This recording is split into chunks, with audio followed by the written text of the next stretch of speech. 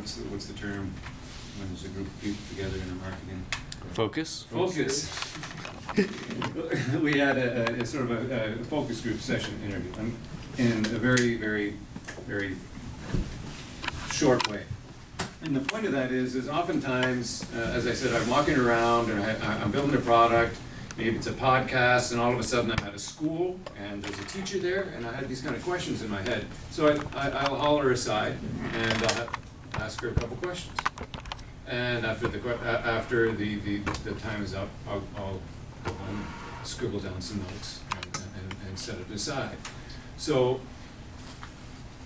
doing interviews for your business does not always necessarily mean that it's a deliberate session. It can be serendipitous. So it suits my personality because I'm not exactly social, so if I'm interacting with somebody, oftentimes there is a purpose behind that kind of interaction. I mean, I try to be friendly, but I'm usually pretty quiet. And the Startup Zone is a great place for this kind of thing, to kind of get some information in a friendly fashion. Now, if this had been a real live thing, I would have followed up. We have our ending script, and I would have said, if it had been met Javin and I didn't know him, I'd say, thank you very much. That's been very helpful. Now, do you mind? Could I have your business card? Maybe could I, follow? If I got questions later, could I follow up with some, send you an email? Mm-hmm. And 9 times out of 10, that person would say, sure. And a lot of times when you have these kind of one-on-one, just at an event, and you're having a conversation with somebody, they might ask you about your business, and you might have a longer conversation where you can then bring them into your world and get even maybe more help.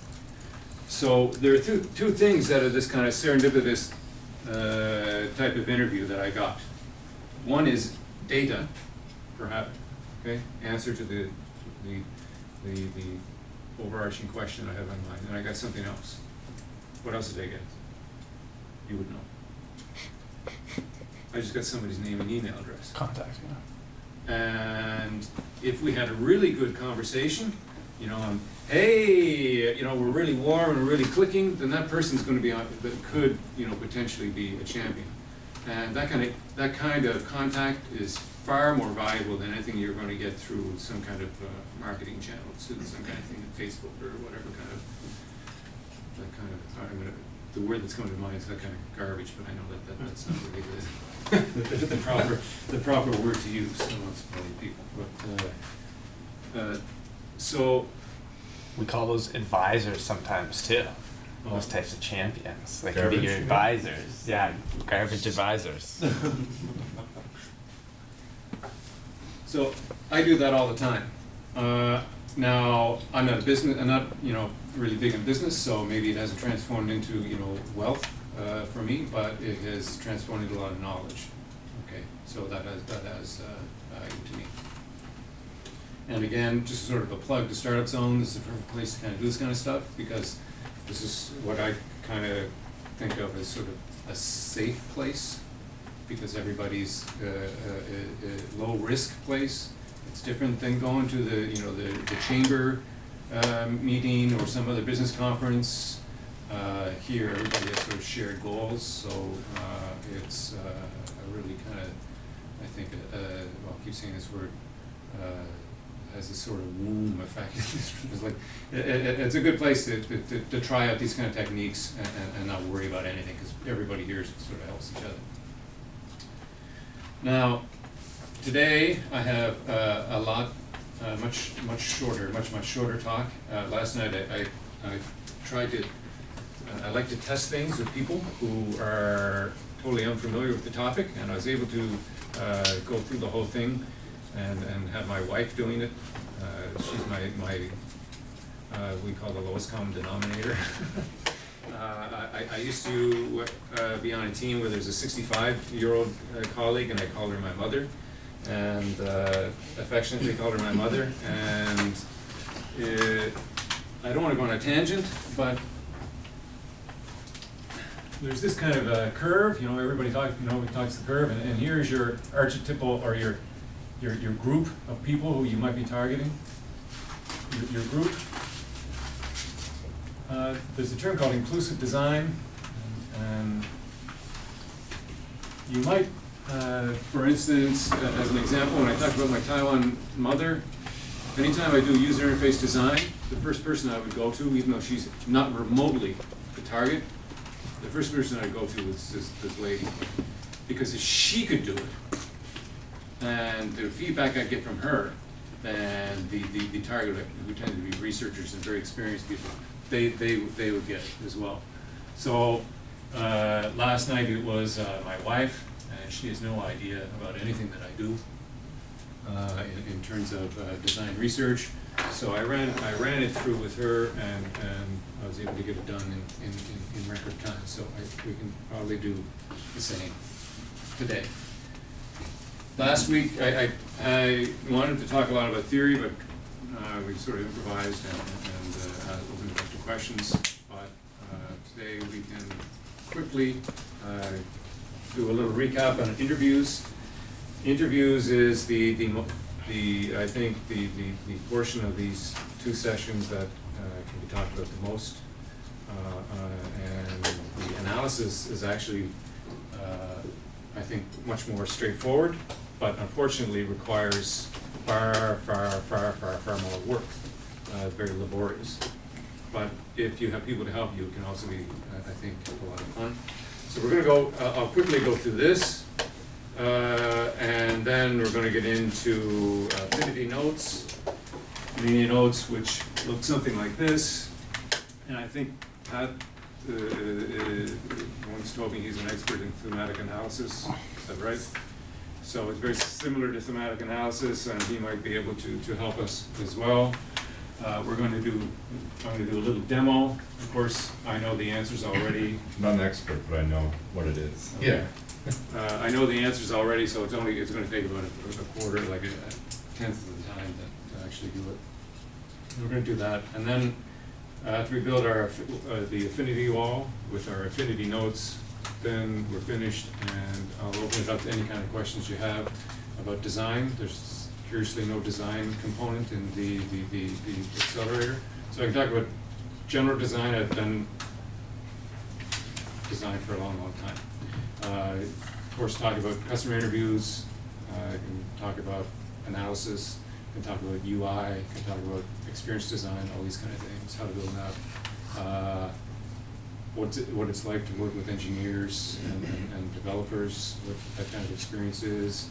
I can't tell you how to hire a developer, but I can tell you how to hire a designer, if that's in your future. Give you tips about that kind of stuff. Now, I really love this. Well, I love that it's strong work. She's my favorite design researcher in the world, Erica Hall. Her and her husband have a company called Mule Design, and they own, where you get all those stickers, they also own that company that has all those,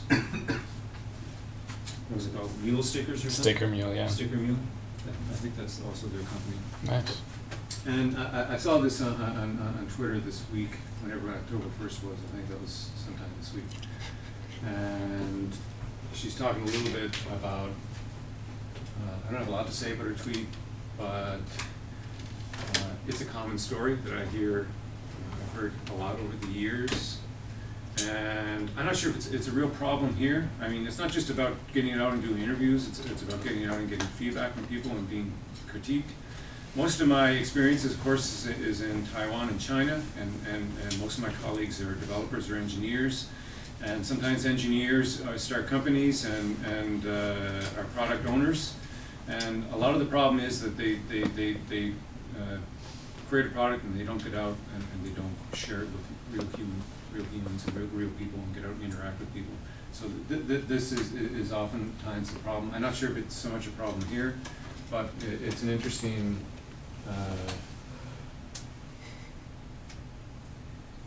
and common story. That's interesting, yeah. The whole like example of just they say yes, so it's not an awkward conversation. Right. I mean, you could almost have a better approach of going to someone, yeah, through email or otherwise than in a place like this, perhaps. Tough to say. So it's worth experimenting. Well, it takes a long time. It took me a long time. You build something, spend a lot of time on something, and someone tells you, that's not very good. That really hurts. It hurts a lot. And especially when you're young, when you younger people on a team, and you say, that's just not doing it. And it becomes personal. And or if you spent 5 weeks or 6 weeks working on a product, a piece of software or something, and then you get out and it's just not clicking. People just aren't liking it for whatever reason, because you never interacted with users in the first place. You just stayed in your room, working hard, making this thing. And then you get out and people avoid that kind of stuff. You avoid, everybody avoids pain. So it takes a long time, took me a long time to separate the person from the work. And you're welcome to say it really stinks. I hope you have a reason and you're not just being rude, but I no longer take it so personally. Family is a different thing, of course, but in terms of product and business, it's a real common hurdle that I find a lot of people take some time to overcome, and some don't. And if you can flip that and start to appreciate the no's and the, this isn't for me, and you can dig deeper into that, it's gold. It really is. And you can flip it. Don't take it personally. But we do. The other way to do that, especially within a team, is to rely on data. Which is why the reason why I get into this and user experience and understanding and studying design research, I was really lucky to have a boss who forced me to study. But the reason was I was in a room and I had a solution and somebody else had a solution. I don't know whose was better, but he had a PhD and I was just some guy. So who won that conversation? Of course, the guy with the old man with the PhD won, because he's got a PhD and he's an old guy. So how do I enter into this conversation as an equal? Well, I bring some data next time. And so I started, started going back to school and I studied all of these things. So the next time I have a conversation with this guy, I said, I'm not, your idea is great, but this is data, and the data is telling us something different. I think we should try this. And it changes the conversation. Yeah, PhDs are overrated. Yeah, true. You don't need to put a lot of weight in that. Well, If I have one, anyone can do it. It's not okay, so It's true. I mean, think about it. If any of you have been to school, you've been to school with colleagues who were, frankly, you didn't have a lot of faith in their abilities. Doesn't matter what school you go to, doesn't matter what level you get to, you're going to discover that you're surrounded by people who are just scraping. People just scrape by in every aspect of life. So there are people who just scrape by to get their PhDs. There are people who just scrape by to get their MDs. You don't want to go to those people, but these people exist all over the place. So, just, I don't know, don't. Are you saying that you scraped by? No, but I'm saying that you don't know I didn't. That's the point. Don't assume, make Yeah. an assumption. Yeah. well, PhD was never for me, so it was a possibility at one time.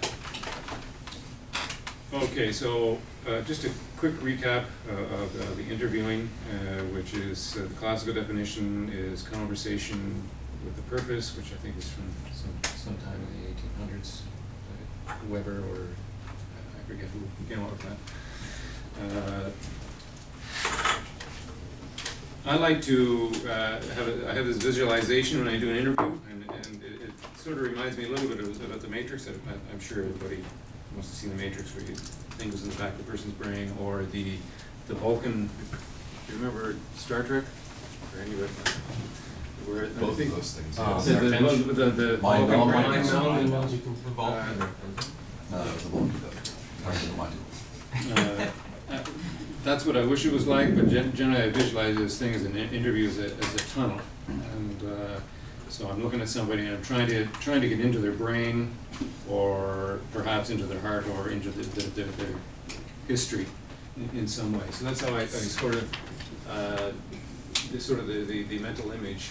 And of course, there's a definition of this. If you study sociology, there's interview as tunnel, or interview as tunnel and topic, or interview as topic. But that's beyond product design. And with interviews, our goal is to try and obtain as much possible, as much specific as possible, useful information about somebody's life and their history and their emotions and all the things that goes in their mind of their world, the world of the interview. And we do this so that we can understand what people want from a product. We want to hear maybe what they don't want from a product, or we want to understand a little bit about what they dislike about your product, or what they like about your competitors' products, all these kind of things. But I think mostly interviews for me are about establishing some kind of human connection. And this is really difficult, I think, for me here, and it's one of the reasons why one of my products has failed, is because without connecting with the audience, I no longer feel that I could develop the product. The audience is in China. I'm not in China anymore. So how do I interact with children so far away without spending a lot of money? And I can't. What? So at what stage do we start interacting with our end customer? Is it during development at multiple stages, or All once the we have a time. prototype? All the time. Brian was not wrong, in my opinion. It's iterative. So even if you have a product right now, you would talk to somebody about, if you have a marketing website, you want to know if the marketing website is effective. Well, you talk to your target users and try and find that out.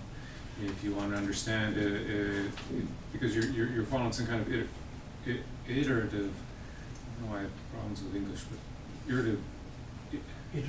iterative product development, you would do that all the time.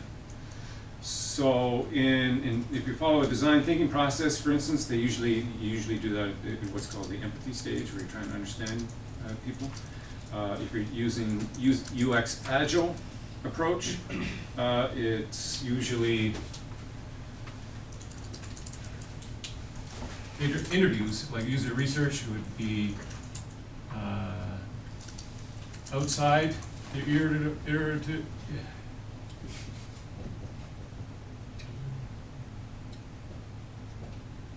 approach. So oftentimes research might be right here in the approach. So this is the product start, and we do research, and then we do design, and we do prototyping, and then we do evaluation. Okay, and we keep going around and around and around like that. I also had another little thing where I think, do some introspection. And so you might do it there. There's some kind of waterfall process. You could put it in anywhere that you need. Waterfall. Anywhere that you need data. But the key, a key word would be you're curious. And I think it's really, another thing that Brian talked about in his talk was that oftentimes the CEOs are they're especially in larger companies, they're very divorced from product and customer. Mm-hmm. And that can happen to, I think, if it can happen to me, and my goal is just to build something that would give me, a salary and allow me to survive in Prince Edward Island. Mm-hmm. And for 5 or 6 months in the startup zone, all I ever did was marketing, which was a complete failure. And I was totally far away from the product. So if you're always involved in, how do I sell? How do I get grants? How do I get funding? How do I run a business? You eventually, it's not like Bill Gates or someone like that in a large company, but you eventually get farther and farther away from the point, which is to make something that works for people.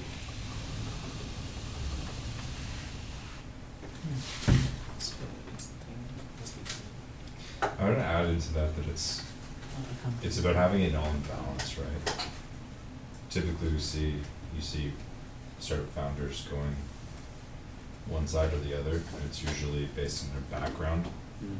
So devs like to dev, sales and marketing guys like, or men and women like to do sales and marketing. It's, Product guys like to make, yeah.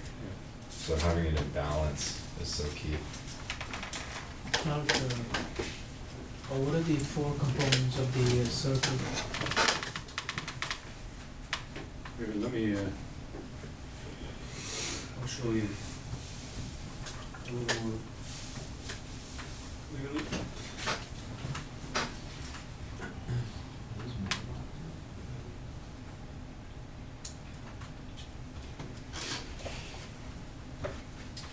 So, this is an agile, what's called agile UX process. So we have a problem or a design, the overarching problem that we need to solve could be a research problem. Then we do the foundational research. This is where I go out and interview people to understand what their needs are and how we can address the problem. Then I would do design of some sort, develop, evaluate, and evaluate would also involve these people. Research. So there'll be user testing if it was software, if it was a restaurant, you might do trials. And this process is actually, in many ways, for instance, I'm part of, what's it called? Court 6 CrossFit. CrossFit. And they do a little trial. So they design a new program, so they design it and they work it out and then they try it with customers and then they evaluate and then they go through this kind of process too. It's not limited to software.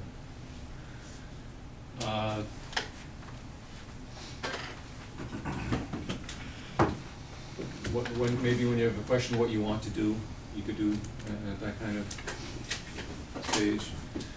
If there was a design thinking workshop here recently done by a very talented facilitator. She's really good at facilitating workshops. And in that process, you do interviewing and research at the very beginning. And presumably, you would come back and iterate, I would hope.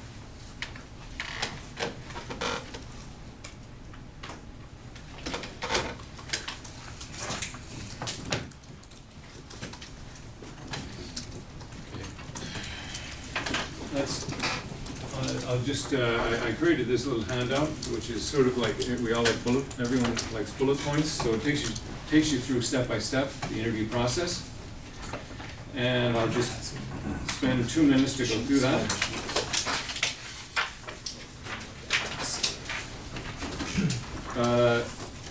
And first you would pick your research question. And as I mentioned, none of us are Elon Musk, so what's the air like on Mars is probably not something that is actionable and practical. And from there, you start creating your interview questions in an open, non-leading, and conversational style. Following up with, if you have any children, when they're in a certain stage of development, they start asking you why.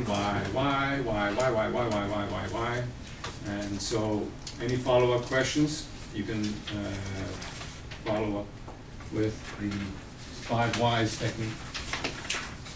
Why did you find the onboarding process to the accelerator program easy or comfortable? But why? I don't understand. But why? You can get it. Of course, you need to be a little bit more elegant than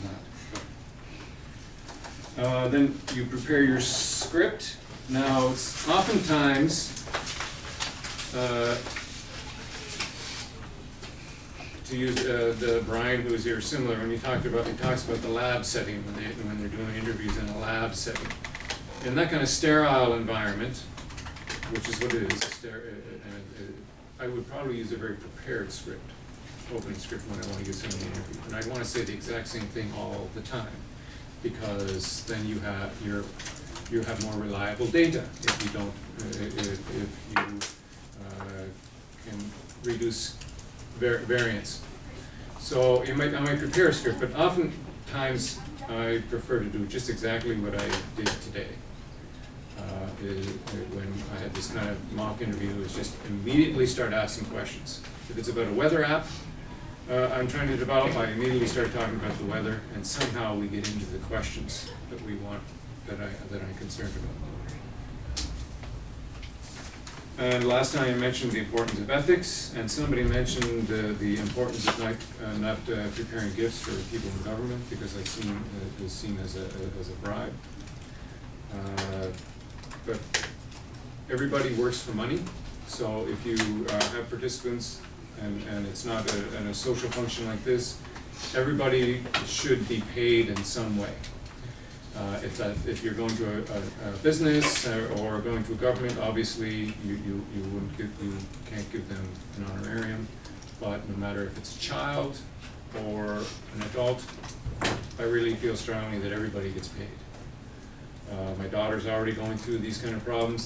She says to me, but it'll be good for experience. And I said, no, you'll get paid. You're not doing it for free. You don't work for free. Your time is yours. But it'll be good for, no, free. But it'll be good for, I heard this, it'll be good for exposure. No, give me money. I don't want your exposure, I want your money. You want my time, I'll give you money. So the same with interviewees, they need to be given something. Now, oftentimes in my experience in Taiwan, I'm interviewing people of higher status than me, so the last thing I'd give them is, $50 or something. But they really appreciate, a gift certificate. I'm not sure if there's gift certificates in Prince Edward Island, but something like that. Especially if it's related to your business, right? So, for example, with my business, you know what it is, and if I'm interviewing people about my business, I might give them, here's a coupon, thank you for doing this, here's a coupon for blah, blah, blah, off of your first purchase, or whatever the case may be with it, shooting yourself in the foot. Yeah. Because then it's also saying, hey, now you have some traction to potentially gain some business. Right. So. And I'll stress again the getting their contact information and the ability to follow up, so you get more value. And then there's a section on admin work which you can look at. But finding people, this is an interesting problem here, how to find people. And a month or two ago, I inquired to see if I wanted. I was working on a software project, and I needed to recruit a bunch of people for a company in China. I wanted to do some usability testing. And how do I find these people here? And so I inquired if maybe there are any marketing fronts. Maybe they can be useful for something. And but apparently, from my contacts who I asked, they can't provide. They don't have, because they don't do so much qualitative research. I'm not sure the marketing firms that I contacted can actually find participants for you or not. But there are other ways. I'm sort of an expert in guerrilla testing. And guerrilla testing means it's within your 6 degrees of people. So even finding, if I was doing a usability test, the first person I might go to is you, because you're nearby, and that would be the first round. And that, I mean, even though you're not part of my user group, but I would rely upon, first and foremost, my connections to try and find people. And then, and it's actually Patrick Farrar, there's some who brought this up, and I think maybe we might have known quite some time ago. There's something called the intercept, and you go out in the street and you try and find people, and I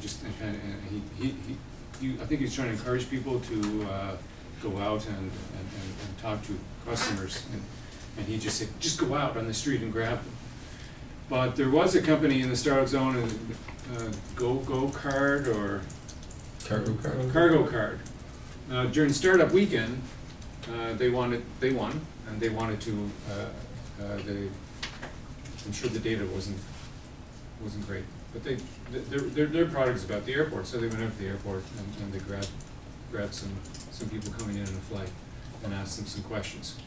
So that's called an intercept. So you can go to where the people are and try and either schedule a deliberate session or have a very impromptu interview there. It's a little bit harder in a smaller market like Charlottetown, but otherwise you could always do remote interviews, and there's many companies online that you can, where they'll find people for you to interview remotely. But I always find you get more value from actually meeting people. I've done lots of phone interviews and there's good data, but you don't get the sort of more human aspect. You don't get the follow-up questions and things like that. So that's it. Any questions?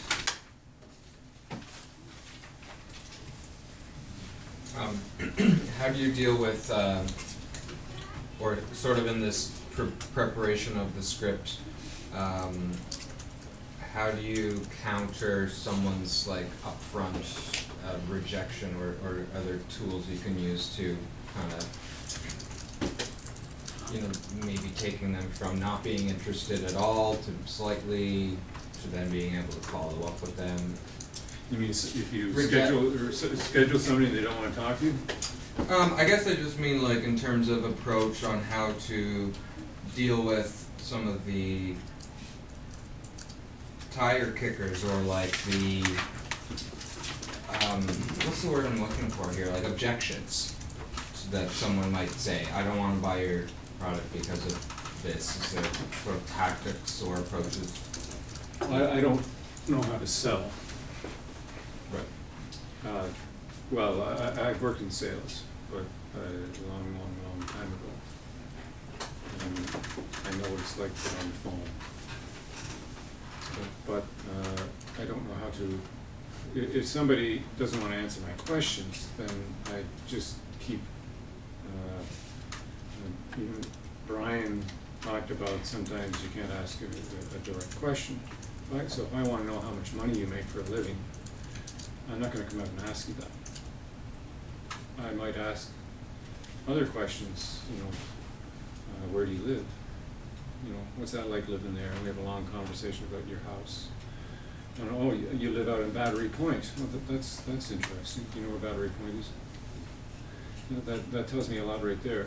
And I can do, and if I really want to know, I'd probably do a little bit more research about the taxes there and how much the average mortgage is. There are indirect ways if I really need that data. That's a little underhanded though.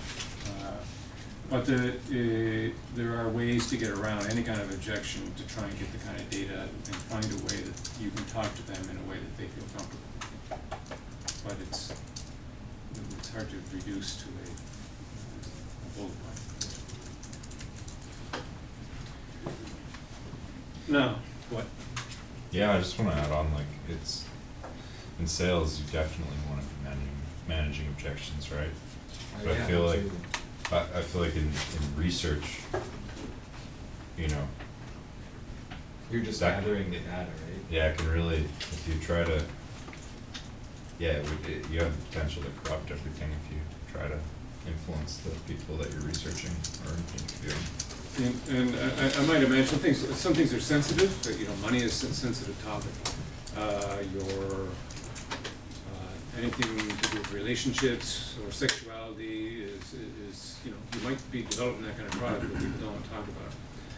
So if you do have that kind of question, you do really want that answer, I would probably leave it, as I mentioned, leave it till the end. Yeah. So that you have a really nice conversation, and then they say, well, I'm talking to me about that. And then, well, I still got lots of data, thank you very much.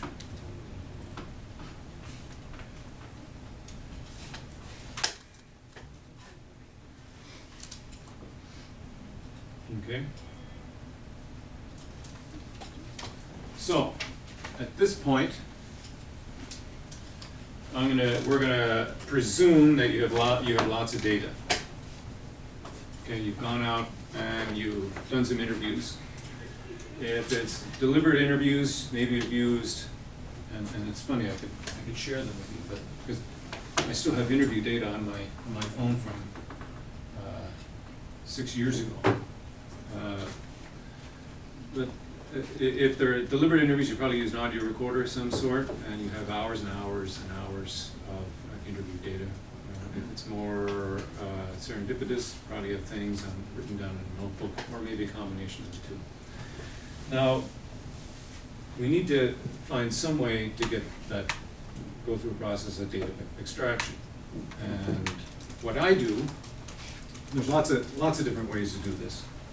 The first step for me is always creating what I call affinity notes. Now, there can be intermediary layers or intermediary steps, and lovers of Excel, particularly almost everybody I work with in the past 5 years has a real love of Excel. But I usually skip that. Basically, what you're going to do, if we use the audio recordings as an example, and you have a 60-minute interview, you're going to play back that audio, and you're going to write down bits of data. You're going to, maybe every 2 minutes, you're going to write down something that you hear.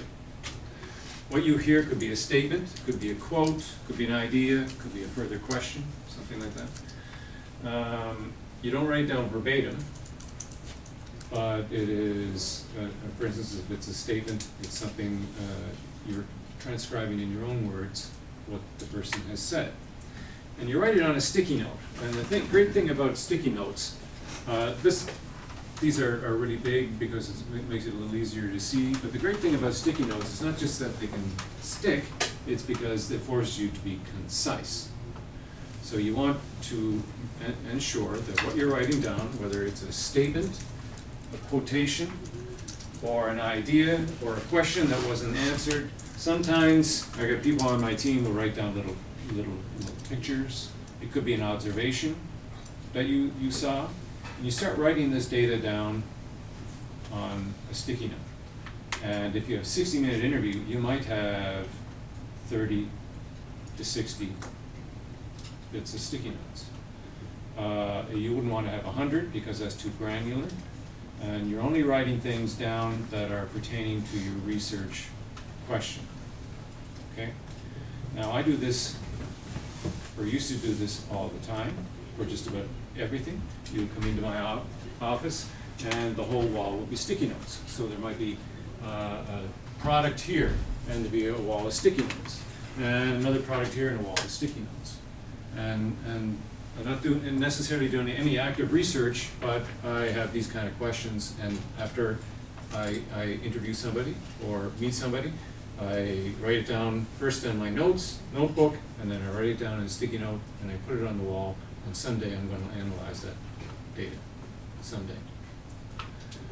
So that is how to create an affinity note. Now, of course, you could, as you go through your audio recordings, you could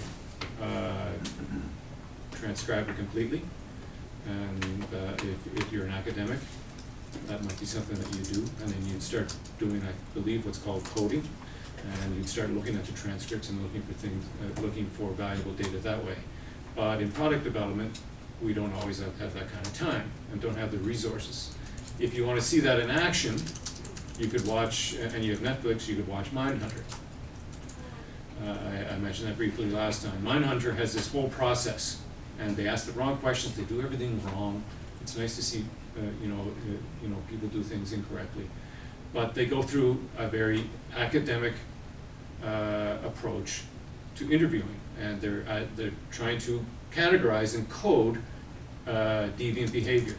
And that's exactly what we're doing, except we're not trying to find out deviance, we're trying to find out people's needs and their wants, and so that we can create better products. But it's a very similar process. But they hire transcribers, and they sit there and they're typing things out and things like that. And they're thinking up of how can we categorize this group of data and things like that. I couldn't believe that it was so similar to what we do. But in product development, always I just focus on the sticky notes. I've never seen a case yet where I had to go back and preserve old data. Of course, we keep the original source files and original notebooks, the original content, original contact information, but I've never seen a use for having to type that out because nobody has time to go back and reread things. We're just interested in the end result. So that's how you create an affinity note, which is what this is up here. So for instance, this one is an observation, and there's a little code here, a little bit of metadata. This is U2, which means user 2. This is a quote, because it's in quotes, and it's from user 3, and so on. You can, there's no real hard rule how you write these, okay? And I'll show you some examples, but everybody has their own little metadata scheme. Now, at this point, we still can't really do anything with this. And I created this little thing, I thought, and it comes from Kentaro Toyama.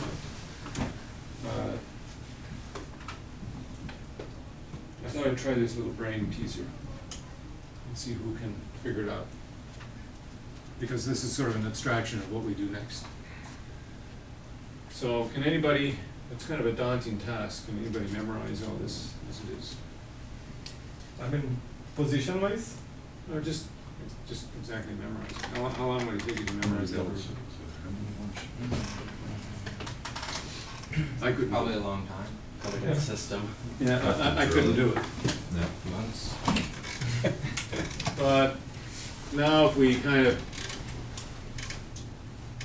realize that we could cluster it, it might be a little bit easier now because we clustered it by triangles and circles and squares.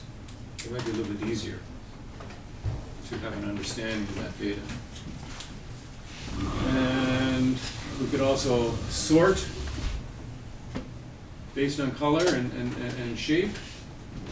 And once we start doing that, and this is the essence of our next step, which I'm going to try and demonstrate, is that we start hopefully to see certain patterns in the data that we can record. And this is still a little bit, would be for me a little bit difficult to memorize, but now when I have labels here around certain data, I would find this much easier to remember with just some outliers than this. And that's what we're going to try and do next. It's also apparently, it's the secret to intelligence, pattern matching and categorization. Let me just escape out of this for a second. Please skip something. Now we're gonna watch a team. Not my team, this is not me. We're gonna watch a team actually take their affinity notes and go through this process very quickly.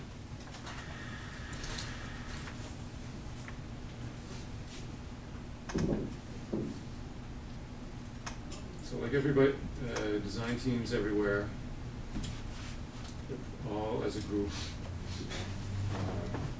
What's that saying? Many hands make light work, or something like that. This is usually an afternoon activity of a large team. But we're going to do it in a minute. It's going to take us, it takes 10 hours. Now this is a great requirements definition technique, I think, for product development. And bottoms up, data driven, which allows you to capture and analyze user needs and requirements. What they're doing here is eventually they're putting all the stickies on the wall, and they're trying to sort them and cluster them, and eventually they get I believe 3 categories, though it's sort of hard to see from the video. But I would expect that this is a category name.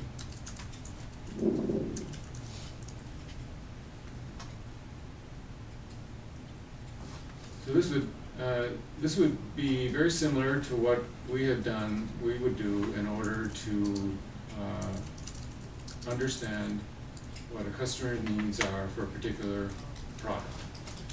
And not just software, but pretty much any kind of product. So this is a very limited type of version. I don't know, my name is here for some reason. And up here, I forget why. Maybe this is because this is the only input I had on this. I don't know.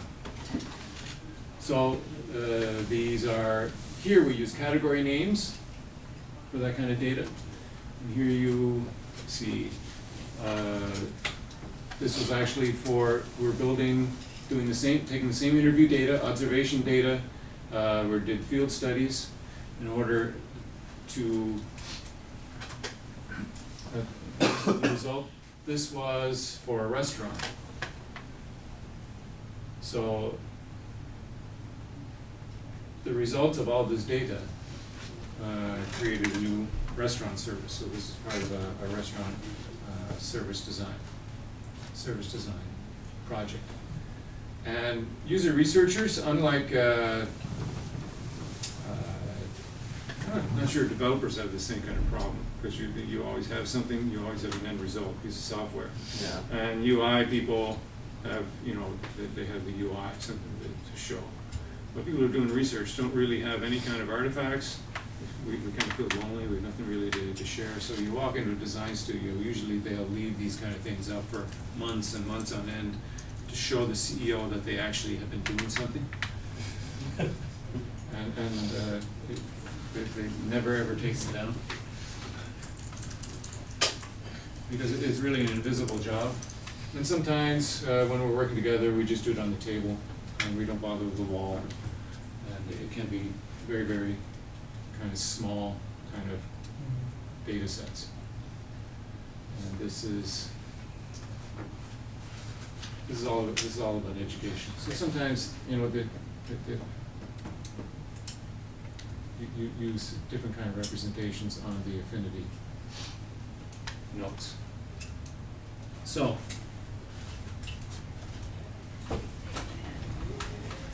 we take our affinity notes, we put all our data on the affinity notes, we start putting them up on a wall like this. I'm going to try and demo this. I'm not sure how successful I'll be, but it is rigged. If we had time, we'd all do it together. But we don't have time. How much time do you need To do this, maybe a minute. with everybody? With everybody, I don't know. Does anyone have a hard stop at 3 o'clock? I will, Okay, well, but that's just me. Anyone else? Okay, so like half the group. all right, well, I'll just do what we call think aloud protocol here. I'll talk through what I'm trying to do here. So what I'm doing is I'm just looking here for any kind of, I want to start building clusters. I don't really, at the beginning, I don't really care. This is all my data. This is years and years of data, we'll pretend. And I got it up here in the board over time, and now I'm just going to try and find some patterns in here. So this particular case is about a toaster. We'll pretend that you have a company and you have this kind of toaster and you're selling it on Amazon, Amazon store, and sales are okay, but they're not quite what you expected. So you hired somebody to do some kind of customer research to see what problems or opportunities there might be to increase sales through some kind of better product. So after interviewing a number of people, this is the data we'll pretend that is the result. All right. So right here, we have something that says, there's no breakfast like scrambled eggs and good toast. This is what somebody said. So somebody really loves toast, so that looks like the category. After it pops, the top part of the bread wasn't toasted. So this to me has something to do with perhaps the size of the bread. So I'm gonna, it's certainly not about eating good toast, so maybe I'm gonna put this here. The toast is slightly crunchy, likes toast to be crunchy, but not burnt. So this is something about liking the quality of toast, liking toast a little bit. Has smaller pieces of bread that don't pop out when toasting is done. So this has something to do with the size of bread. Doesn't matter where I put things. So maybe it should be over here where we're dealing with the size. What is this? I used to set it on max and push cancel when I thought it was done. So this doesn't really fit in anything that I had so far. This seems to be something about control. So I'm gonna just set this over here for now. Finds that the knob isn't consistent about how long it toasts. This might be also something about control or not understanding where things, how the toaster works. Burnt toast this morning. There's burnt toast. There's something else that with burnt in it that might work together. Sometimes I have to use a fork to get the toast out. That's telling me, this is a quote, and it's kind of telling me a little that maybe perhaps there's something about the size of the bread, so I'm going to put this down here. Just this morning I burnt myself grabbing the toast after it was done. So something else about burnt toast. Obviously this isn't a real serious product or a serious interview. Someone put the setting on low, so I had to toast the twist twice to get it crunchy. I had my wife write these because she's a teacher, and you'll notice that the difference between her writing and mine is she wrote it. I gave her an Excel file. I think she hates Excel as well. Someone put the setting on low, so I had to toast it twice to get it crunchy. This has something to do with control, maybe. So I'm gonna put this over there. Just this morning, more burnt toast. Kept looking into the toaster to see if the bread was toasted. This has something to do with perhaps control or visibility, a system status. I don't know if you've heard that term before. It's a usability term. So we're starting to get some loose categories here. So these are two things about the quality of toast. Burnt toast again, I'm not sure where this goes. I'm not sure where this goes yet. Do you see anything else, Todd, about the size of bread? We have three things here about the size of bread. There's one about flipping it upside down there. Yeah, right there. Okay, you flip bread upside down to get the toast, to toast the end that wasn't toasted. So there's something to do with size. Oh, bought bread that was too tall for the toaster. Something about size. It's hard to get the perfect golden brown color. This is something to do with about quality, maybe. And participant pressed lever up so that it was easier to take the toast out. I'm not sure. Where should that go? Does that have anything to do with control or size? What do you think, Jen? I mean, in the size one, there's another one about getting the toast out, so I Where's was able that to at? put it with size. Sometimes I have to use a fork to get the toast out. Okay. Burnt toast this morning because she left it in too long. This could be something about system status, not understanding how things work. Settings, keep looking at the toaster. I used to set it on max, push cancel when I thought it was done. More control, finds that the knob isn't consistent. It's all about control. I don't know where this goes, so we'll leave it there. All right, this is about press lever so that it'll take easier to take the toast out. Maybe this is it's too small. This is maybe too small. The bread was too small. This is too tall, too tall, too tall. Small, look, there's the word small right there. So I'm cheating a lot because I've done it before, once before, out there. But this is sort of the process that we go through. Now, we need to give these some kind of label. But the label that we give must describe the data underneath. It's not a simple high toast or something like that. And you're gonna see why we do this in a minute. Bread comes in different sizes, but the lever height is fixed.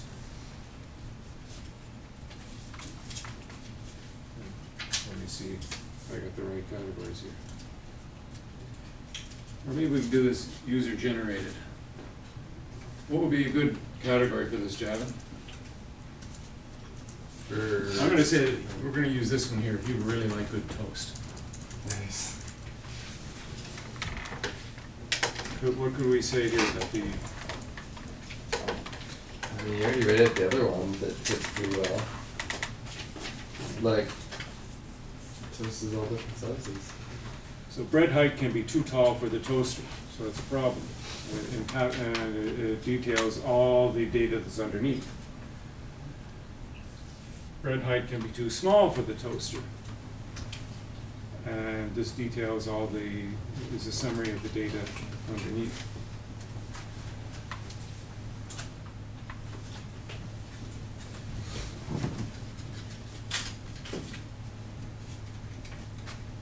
This is still an outlier, I don't know where that will go, maybe it won't go anywhere.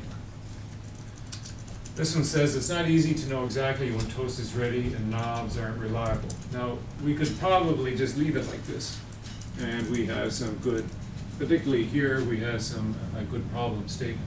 It's not easy to know when toast is ready and the knobs aren't reliable. But I went even further, and I summarized these two categories.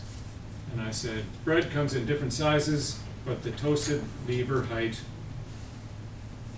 is fixed. You know what that means? Does everyone have it? I don't eat toast, but What? What? when you, bread comes in different sizes, but the lever height. It only goes down so far. Yeah, it's only so much. Okay. Best toaster I ever used was one that had, it was automatic. It was like high-end. I was in some rich person's home. And press the button, it goes down very deep. And it comes back up to standard height. But if you wanted it to come back even more, you press the button and it would lift it even further.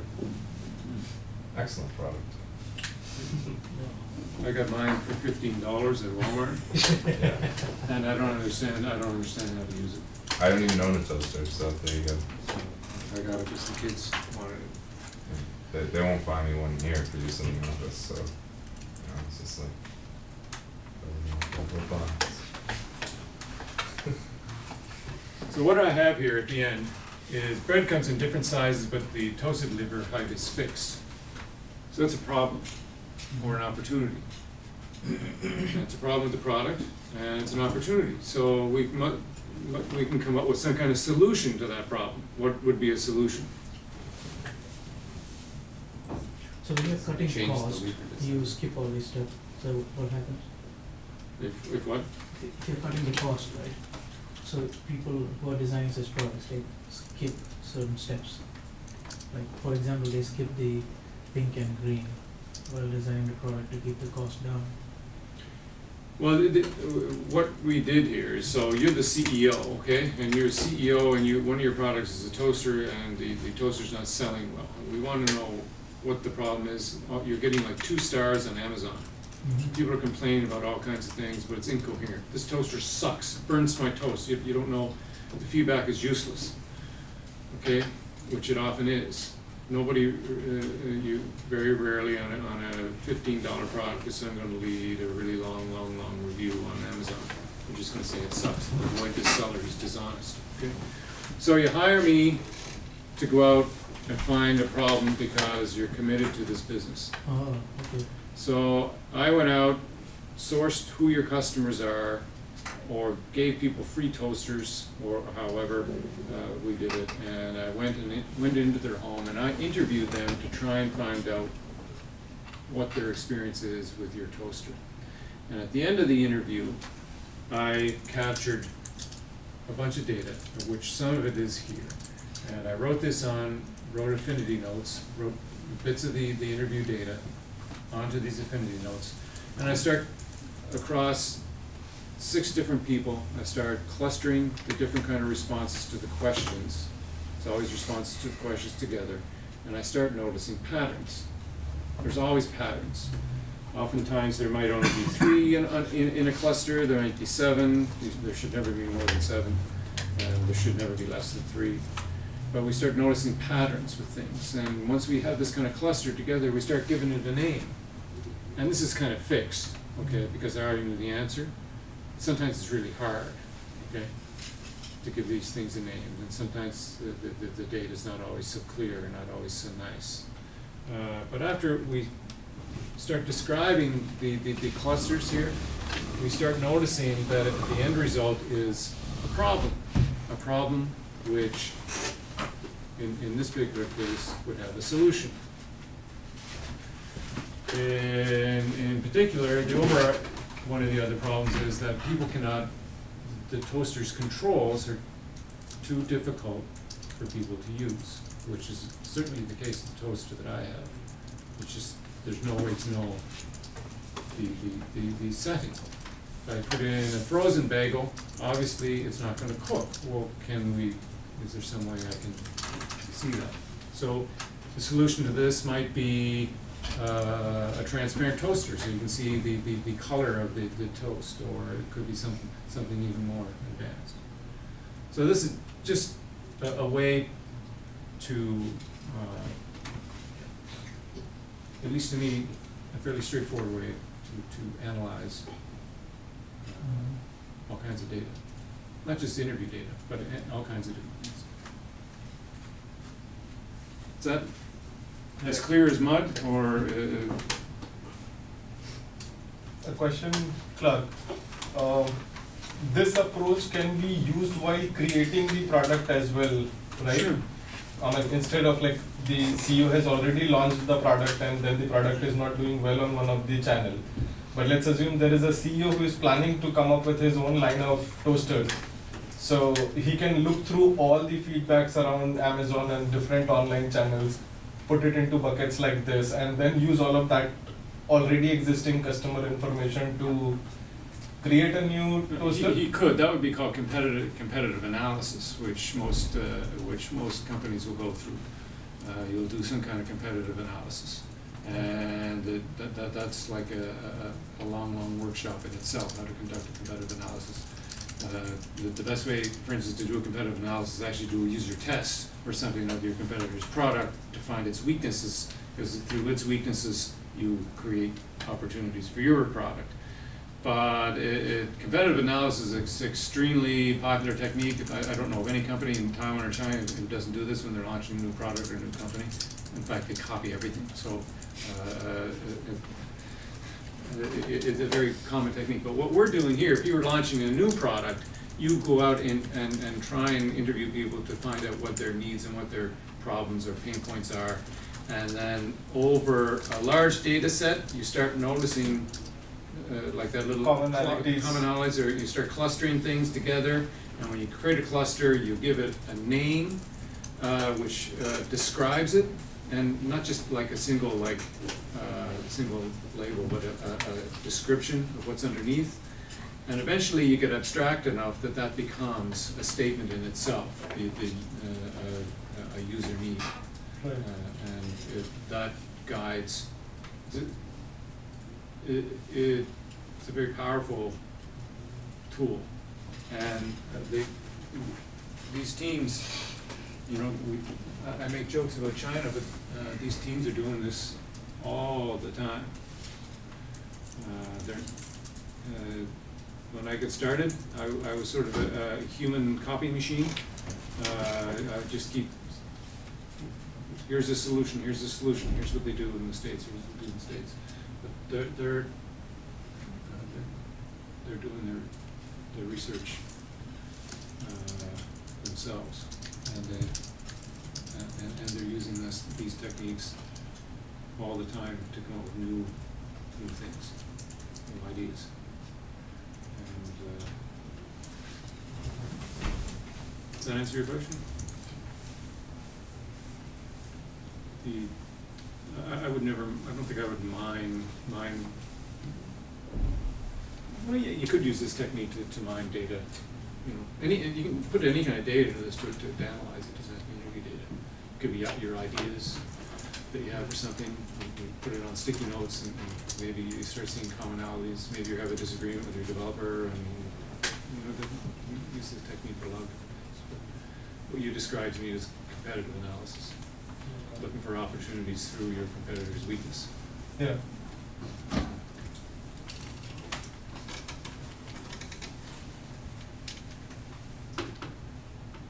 Any other questions about anything?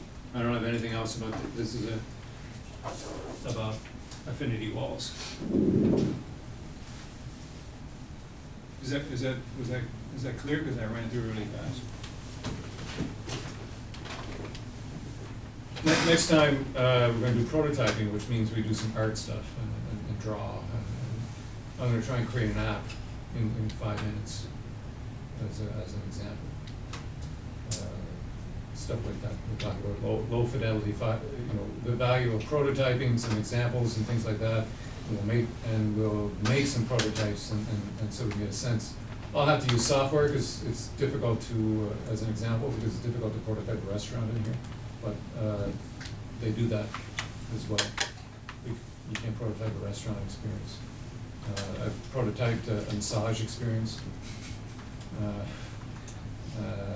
which just, yeah, you can prototype anything. So, but we'll focus, because software is a little easier. Do that next time. Any questions, Mr. Sebastian? No, I'm good, thanks.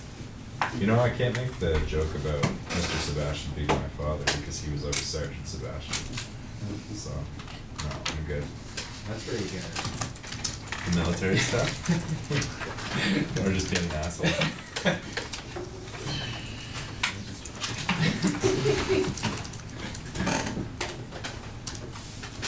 So when you're making these infinity walls, if you have like, here we just ended up with like one outlier that was like kind of didn't fit into a category.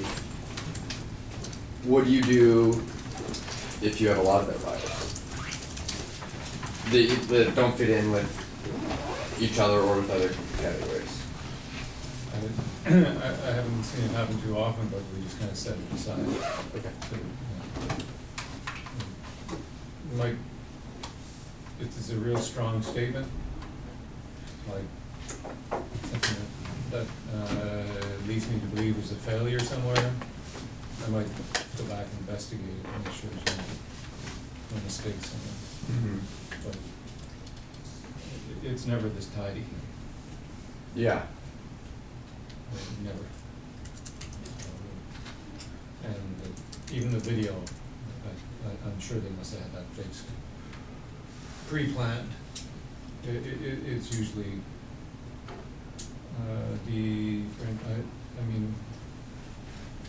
this was months. It took months to come up with this, and it was on display for many months afterwards.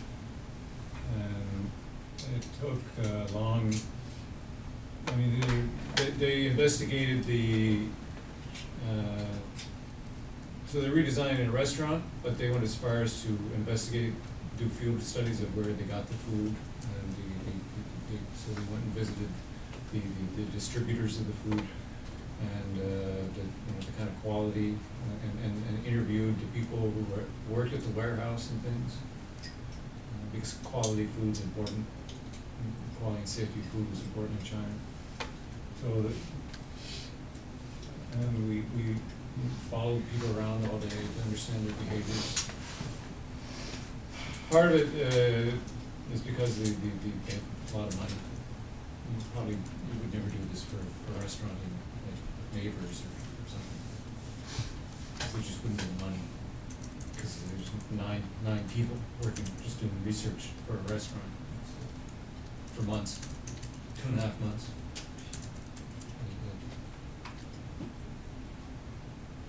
But some businesses there, I don't know whether they print money or something.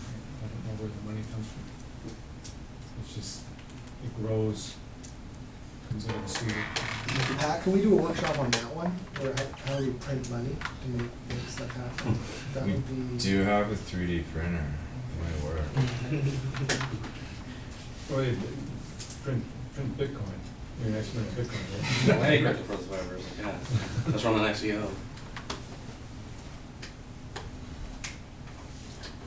Let me just run a counterfeiting workshop instead of my I sales didn't workshop. I didn't hear any of this. Oh my god. We call it biggest of action. Yeah, crap. Don't wanna be Thank the you, next Clark. Fonzie. Alright. Appreciate it. Thank you, Claire. Thank you. Yeah. It's good stuff, Clark. So we'll see you guys here next week. Send me your goals by tomorrow, end of day. Next week we've got more of the same and early relationship building rather. So I'm gonna teach that workshop. So that'll be fun. I'm approaching from a very sales and value driven standpoint, which is a bastardization from the research point of view. Is that camera still on? Great. You know, so you'll get different perspectives for sure. Thanks for coming today, guys. Thanks, Clark. Thanks, Appreciate Clark. it.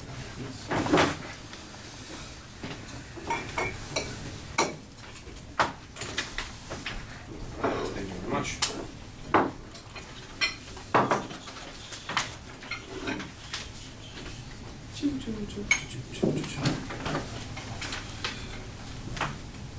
Let's use these techniques.